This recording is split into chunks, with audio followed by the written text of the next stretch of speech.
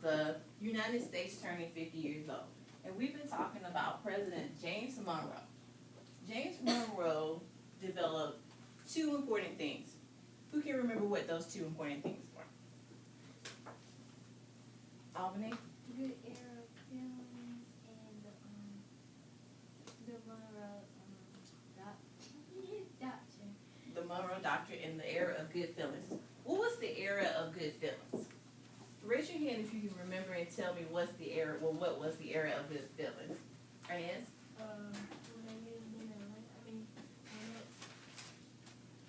when they lived in Atlanta, they was feeling good into Atlanta. Okay, so Arnetta said the era of good feelings was when everybody was feeling good. Who can give Arnett a little bit of help and more information about that?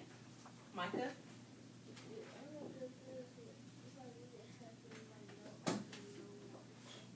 Exactly right. The era of good feelings, which was during the time of President James Monroe, was when everybody was happy, everybody was feeling good, they weren't arguing, all the countries and nations were getting along. Everything was great. During this time, there was this thing called nationalism that was happening. Who knows or can remember what nationalism is? What's nationalism, Amaya? A strong feeling of pride in one's country. Nationalism developed during the era of good feelings, and that's when you had like a strong sense of pride. You were proud to be an American, you were proud of your country, you were proud of your neighborhood, your city, everything. Nationalism. And in order to achieve nationalism, what is something that you think that everybody needs to do? Samaya? Come together and Everybody needs to come together. They need to stop arguing and they need to get along. Yes, sir? Stop all the violence and all of these things. So I want you guys to think about a time. Think about a time when you were trying to accomplish a goal and you had to come together and use teamwork to accomplish the goal. Okay? So just take a few seconds and think about a time. Think about what your goal was that you were trying to accomplish, what obstacles or challenges that you faced while trying to accomplish that goal, and whether or not you got that goal accomplished. So just take a few seconds, think about it.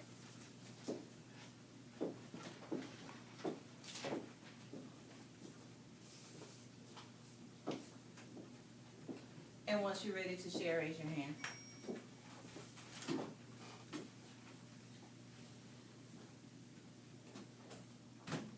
You don't have to write this down. You just think about it and then just tell us about it.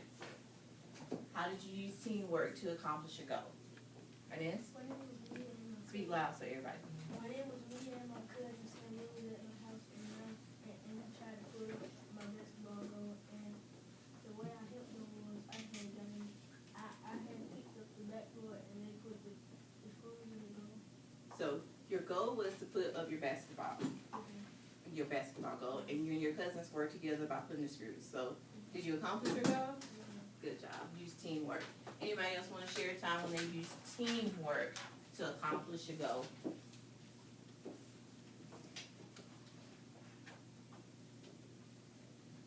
Samaya? One time my cousin needed help on her project and I saw that she needed help, so I volunteered to help her, and I helped her by writing down some information that she didn't know about, and she did the rest of it, I guess she made it. So she was trying to do a project for school, you helped her, which is really nice of you. You guys worked together, used teamwork, and she made an A on her project. Okay, so that's what nationalism in this era of good feelings was all about. It was about working together and helping each other out just to live in a great environment.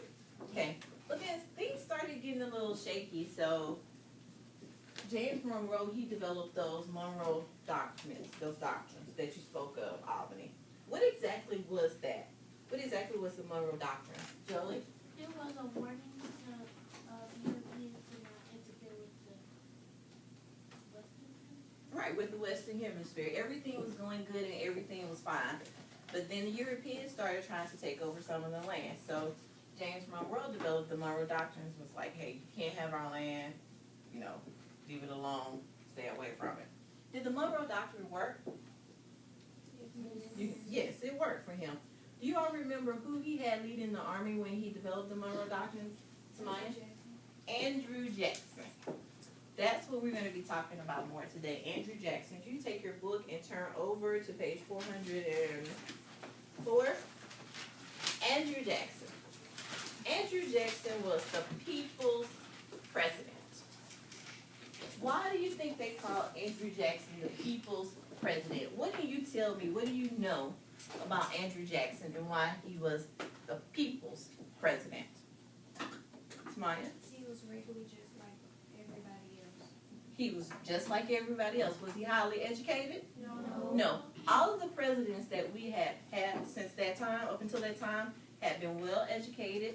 They had come from good families, everything. But Andrew Jackson, was he like that? No. What do you know about Andrew Jackson? What else do you know about Andrew Jackson? Ernest? He fought in the war. He was a general. He helped President James Monroe in the war. He fought in the war and he won in that war. He did. Yes, ma'am? His brother died soon before his mother died. You are absolutely right. His brother died.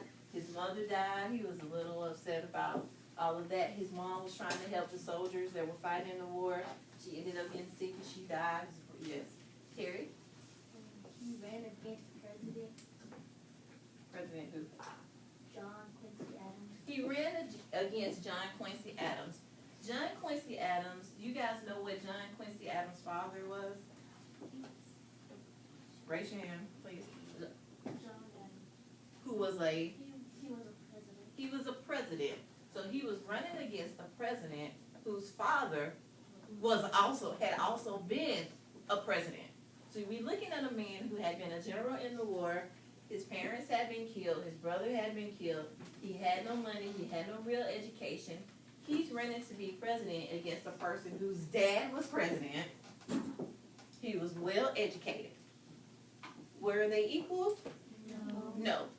But Andrew Jackson won. Andrew Jackson won the election because what did he do to win the election? Micah. He told the people that he would do anything that he could to help them. He made the people think that he was just a normal person, just like them, and that he was there to help them. He said, hey, I'm not well educated. I'm just a normal person just like you. I can help you. My parents are rich, are not rich. I'm just like you. I will help you. And he won. He won by a landslide. You know what that means? What does that mean when if I say he won by a landslide? Kalia, what does that mean? He won by like a whole bunch of people. So they considered him to be the people's president. Even when he won by this humongous landslide, he had all of his friends and all of his supporters even go to the White House. You know, like how when people win, how they get together, he had everybody come to the White House. So I want you guys to do now is I want you to just take a few seconds. You're going to turn and talk to your shoulder partners, just a few seconds, about what is it that you think that Andrew Jackson could have said to the people that made everybody want to vote for him when he obviously wasn't really qualified to be president. So guys, just take maybe just a few seconds, turn and talk, and you're going to share your answer. Keep it at a level 2 for me, please.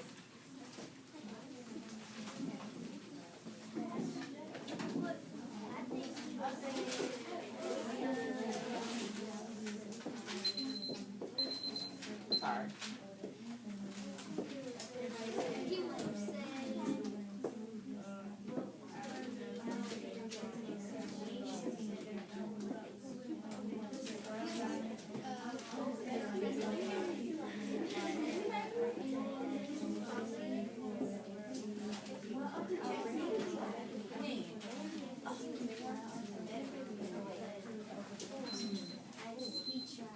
All right, stop. Now, I just need just a few volunteers to come up and tell me. I want you to pretend like you are Andrew Jackson. You are running for president. What is it that you would say to the people, us, to make us vote for you to be president? I'll take volunteers before I call them. So who would like to come up? Tamaya, you would? sure.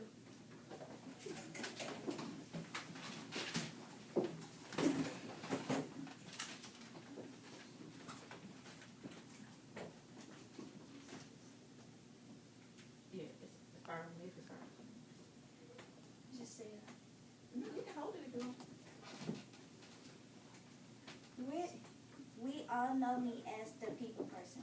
Well, that's gonna change today. I don't want to be known as the people person no more.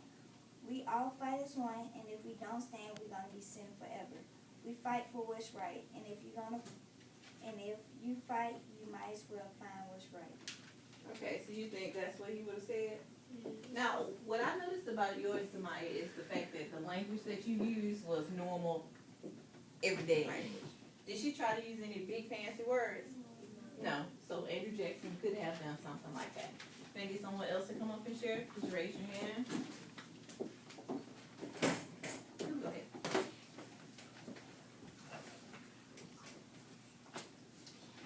I, Andrew Jackson, think that I will be a great president because I will get certain things in order and where they need to go. If I became president, this country would be running smoothly and there won't be any problems. I'm known as the popular hero of the war in 1812, and I mean, who wouldn't want a hero for president? I understand that most people may not like the fact that I attacked the Spanish in Florida and seized 2 of their forts, but I did not. I did it for their own good. I also take care of the people of the poor who grew up not having anything and still don't have anything because I understand that they're sick and tired of being poor. When I become president, everyone will be happy that I'm in the office. Yours truly, Andrew Jackson. Okay, you'll look cocky to Andrew, but I could imagine Andrew being the same way because he seemed like a person that was very sure of himself. Yeah, you don't think he was sure of himself? Yeah, he was sure he was gonna win. He was sure he was gonna win the wars. He wasn't nervous about any of that. And you didn't seem like you were worried about not getting your presidency. Okay, just one more person that can come and share before we move on. You don't have to fight over it. Just one person. Keep going.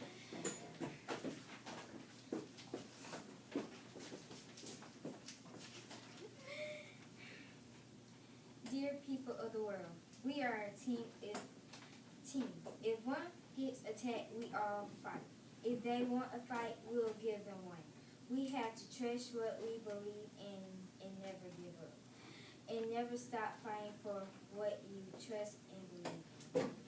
Good job, Albany. What Albany said when she said, if they want to fight, we'll give them a fight, totally reminds me of Andrew Jackson. Does it remind anyone else of Andrew Jackson? If it does, raise your hand. Okay, why does it remind, don't get scared. Why does it remind you of Andrew Jackson, Jolie? Because he wasn't doing what in New Orleans. Exactly right. Amaya? Because it says Adams can write, but Jackson can fight. He did. That was one of his famous slogans when he was running. He said, Adams can write, like Adams is smart, but Jackson, he can fight. So that does go back to his general roots and him not being afraid. Yes, ma'am?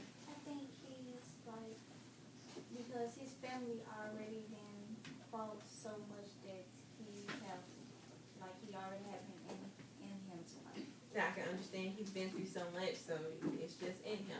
So we all know that he got elected as president by a huge landslide, and he was considered to be the people's president who was supposed to be there for the people. Okay, so what happened was he became president, and then around the 1820s, 1830s, people started moving west. And we had 5 groups of Native Americans that were living in this area. Well, the settlers decided that they wanted the land that the Native Americans were on. So they wanted the Native Americans to move. So that's just like me saying, hey, group 5 and group 6, group 1 and group 2, they want your area. Get up, leave. Now, group 5 and group 6, Native Americans was like, no, this is ours. You can't have it. So what happened was they decided to fight for it. So the settlers fought them, and they won. So they got some of their land. But all of the Native Americans were like, no, we're not going for this. The Cherokee stood up. What did the Cherokee do? How did the Cherokee stand up? Terry, a little bit louder, please. They took him to court. They took them to court. The Cherokee leader took them to court, and they said, look, Judge, this is our land. We were here first. We don't think we should have to give it up for the settlers. Who can tell me what happened, though, once they went to court?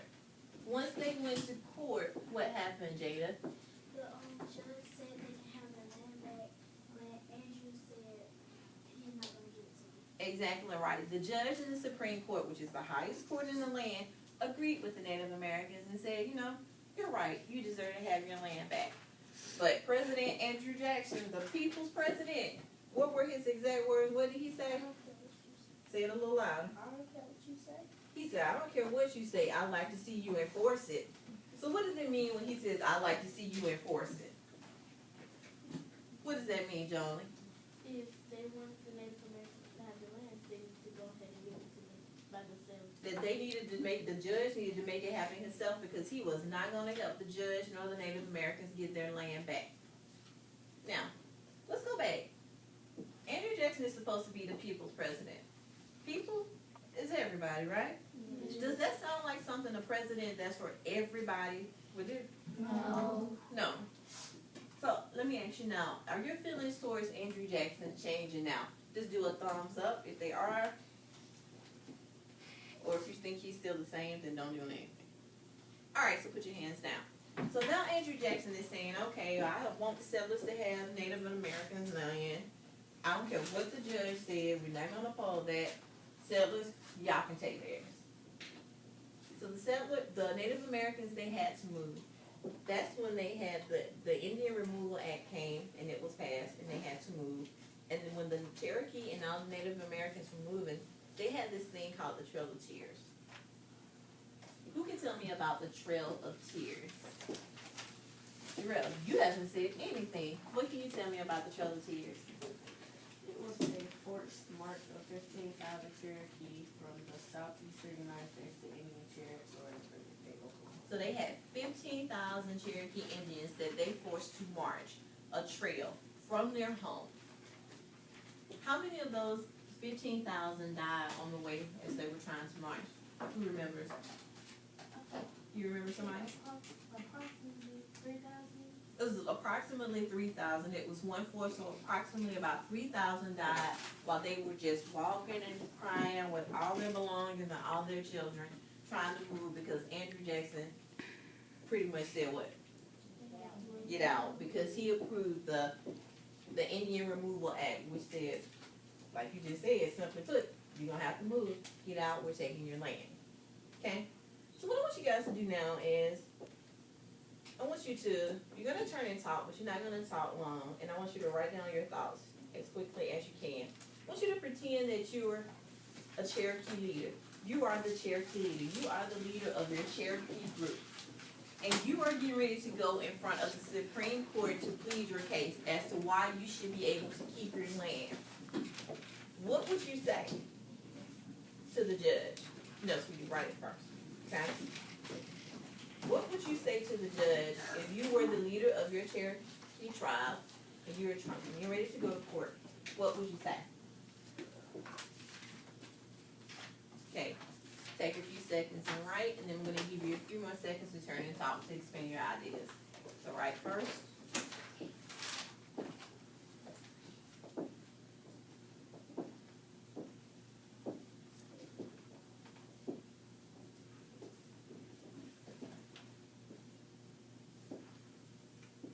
Alright, stop writing. Turn to your shoulder partner. Talk about what you're thinking and what you wrote.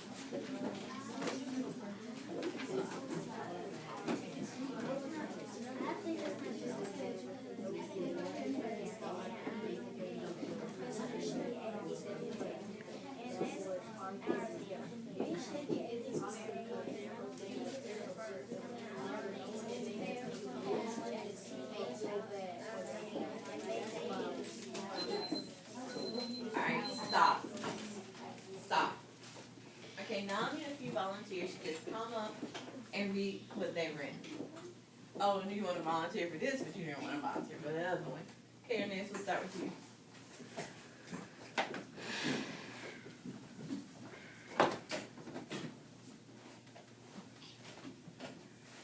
Dear Supreme Court, my people have the right to stay on our. Dear Supreme Court, my people have the right to stay on our land because the land is ours and we was there and that's our space and you all should not let nobody take that from us. Our family live there too, so please don't take it from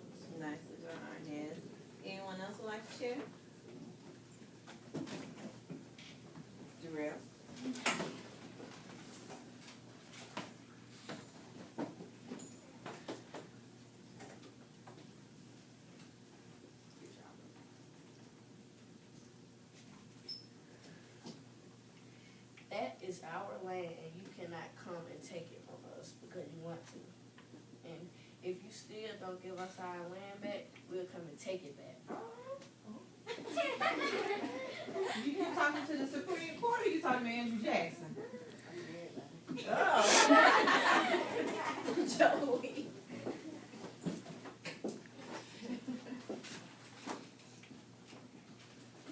My people should be able to keep our land. We were here first. We need to raise our families. This is our traditional land. Ooh. Okay, y'all Cherokee tribe leaders got a lot of attitude on. Okay, we're just gonna do one more person and then we're gonna move on. You've already went, Madison, we haven't heard from you. Go ahead.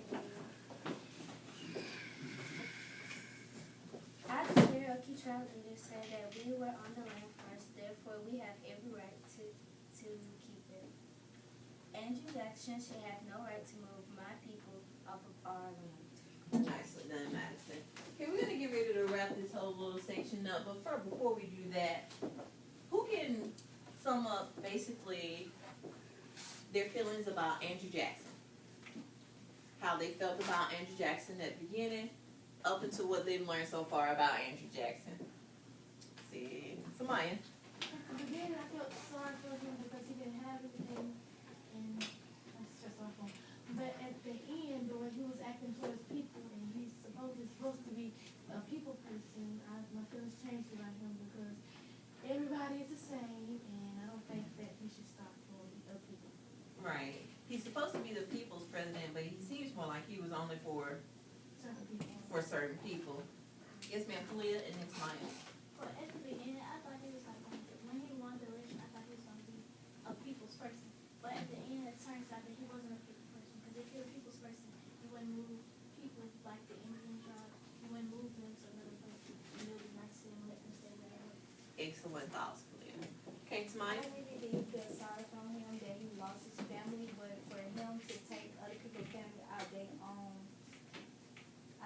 off their own land, it's like that you just care about the people that you hang with instead of other people's feelings.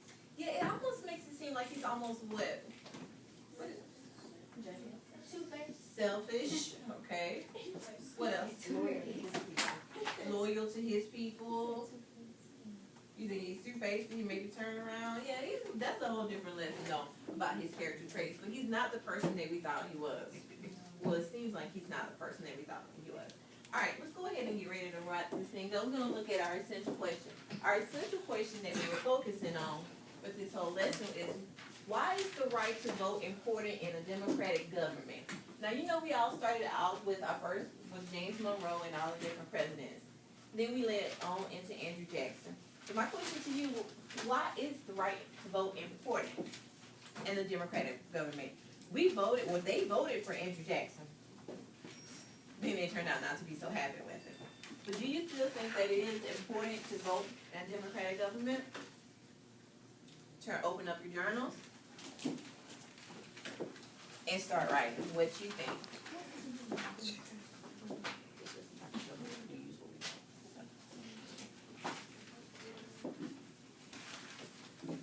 Yes, turn to a clean page and answer the essential question. What do you think the answer to the essential question should be? And then later on, we'll take your answers and put them in a 4-corner square to compare them.